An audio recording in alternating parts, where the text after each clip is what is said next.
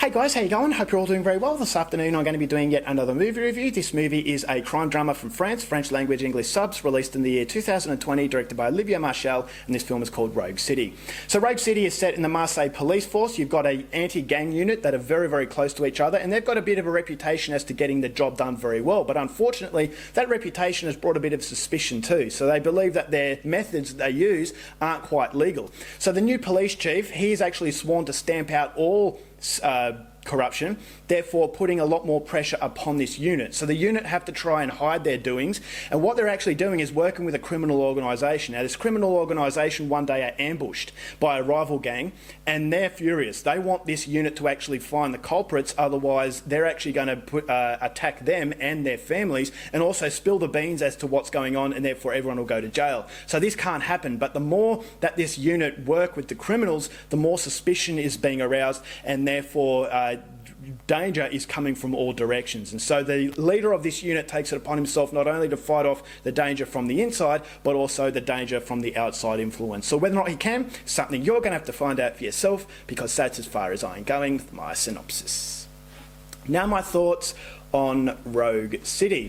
For those of you who are familiar with my channel and have been here since I started, you guys know that I'm a massive Olivier Marseille fan. When it comes to crime dramas, no one really does it better. And so you've got Department 36, MR73, A Gang Story, and also the TV show Bracwo, where he basically puts ambiguity within stereotypes. And this stereotype is the police officer that has been sworn to protect the public. So we associate a police officer with being a good guy, and the criminals being the bad guys. And so it's very black and white, and a lot of movies and a lot of TV shows paint it as black and white, but recently they really have been putting a little bit of grey area between that, and so you start to second guess those that you associate with being good, being bad, then all of a sudden all bets are off. And so shows like The Shield and The Wire, they have actually depicted these corrupt police officers, but Olivier Marseille did it before them.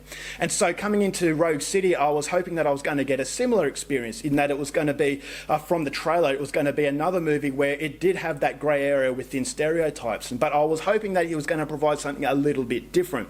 So after watching Rogue City, I will say that it is very riveting. It is a very convoluted story, but it's convoluted for a very good reason, and that reason is to keep your attention from start to finish, but unfortunately it just doesn't quite create a shadow of its own to really get me excited about future projects of his, which is something I'll go into a little bit later. But what I liked about Rogue City, once again, breaking free of those stereotypes, breaking free of just because you're wearing a badge, all of a sudden I feel safe. So when these this close-knit unit are associating with these criminals, you start to ask yourself, who is the criminal here, and which side should I be taking? Is that okay? Is it okay to turn a blind eye to a police officer doing a really bad thing to the people that he's sworn to protect the public from, or is it still really bad? Is that do these police officers deserve to be out on the open? Do they deserve to go to jail, even if it means the community's a little bit less safe? And so that's a dilemma that really pops up in the mind of the viewer, and it's a dilemma that was very authentically used within the minds of these characters, and therefore the characters blossom out into something that is so much more of just a two-dimensional cardboard cutout. Basically a stereotype is that the characters are not stereotypical. These characters have these dilemmas, and each action that this character takes has a consequence, and that consequence is a domino effect, therefore continuing the intrigue that the story has. This is a theatrical sort of story. It's a tragedy, sort of a tragic theatre, where you know something really bad is going to happen, but it's that sort of dilemma that they found themselves at the start, is that corruption, ultimately crime doesn't pay, and unfortunately, although they have good intentions to protect the community, ultimately the situation they found themselves in is spiralling out of control. And so the convoluted sort of story I thought was very necessary, is because it's very easy in a 2-hour film to start nodding off, is because the story's not interesting enough. But when you've got a very convoluted story handled by a very competent director, he starts to flesh it out in ways where I never thought as though it was exhausted. I always thought that when one idea was exhausted, he jumped onto the next idea, and it keeps elevating the experience. And it elevates the experience in a suspense, and the suspense is amplified because of the fact the characters are so relatable. Is that, okay,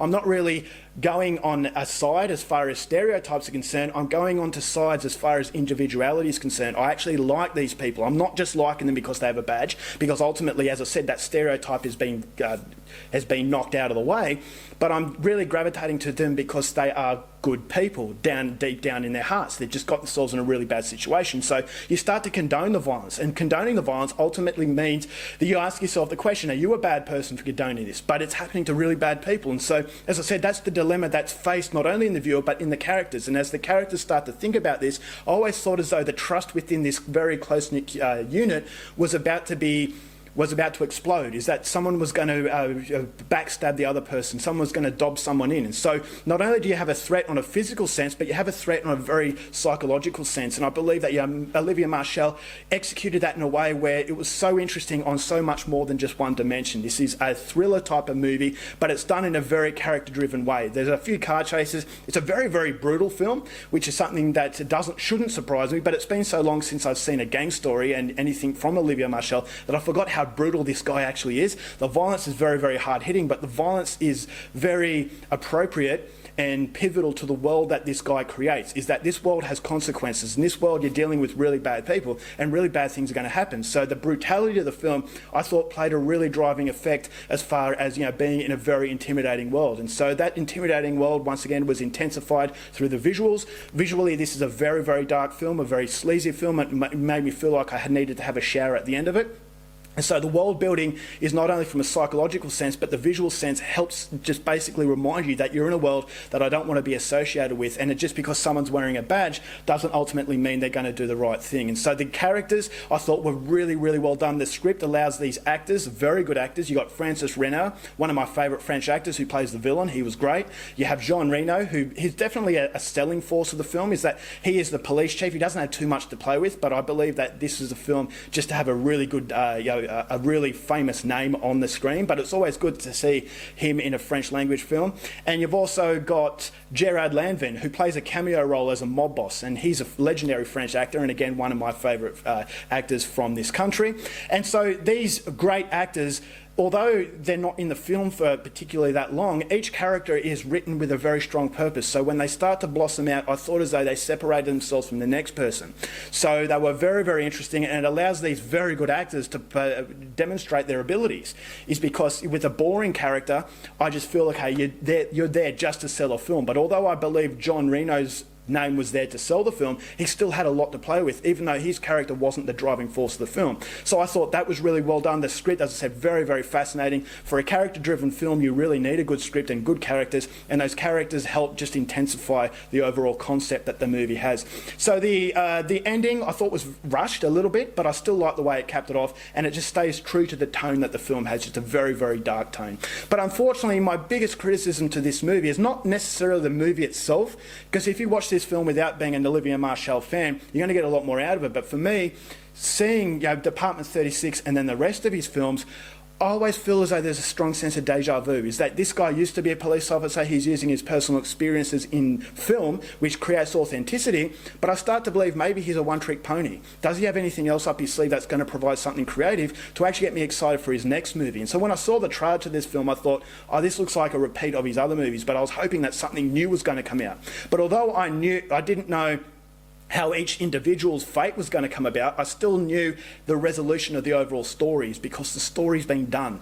And so is he a one-trick pony, or is he in fact someone who's capable of having a trick up his sleeve, which is something I'm hoping. I still follow this guy because he's very, very good at what he does, but unfortunately, if you've seen his other films, there's just a little bit of deja vu there, and that prevents it from being an absolutely fantastic experience. So pushing that aside, it's still worth your time. As I said, breaking free of those stereotypes, putting ambiguity in those stereotypes makes it a riveting experience, and it's an experience that makes you question your morals and that of what is right and what is wrong. So if it sounds like your kind of thing, go out there and see. I'm going to give this film 3.5 stars. Alright guys, that's it for my review. Hope you enjoyed it. Till next time, keep watching movies, and I'll see you later.